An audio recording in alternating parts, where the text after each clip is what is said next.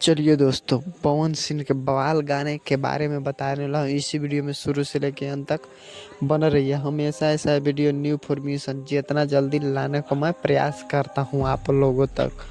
पवन star Pawan Singh एक गाना लेके आने वाला है जो भोजपुरी इंडस्ट्री में हिला के रख देते हैं। और पवन सिंह कोई भी गाना गाते हैं भोजपुरी में तो भोजपुरी में बवाल और धमाल मचा के रख देते हैं।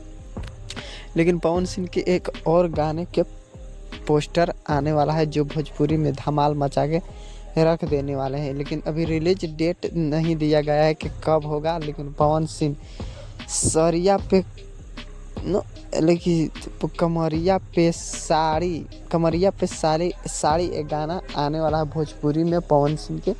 और पवन सिंह जब भी गाना लाते हैं तब भोजपुरी में अभी तक कोई पता नहीं है कि कब आएगा। रिलीज डेट देंगे तो हम आप लोग तक जितना जल्दी मैं पहुंचाने का मैं प्रयास करता हूं। पूरा वीडियो देखने के लिए आप लोगों को धन्यवाद। हम हमेशा ऐसा वीडियो न्यू इन्फॉर्मेशन जितना जल्दी लाने को मैं प्रयास करता हूं। पूरा वीडियो देखने के लिए धन्यवाद।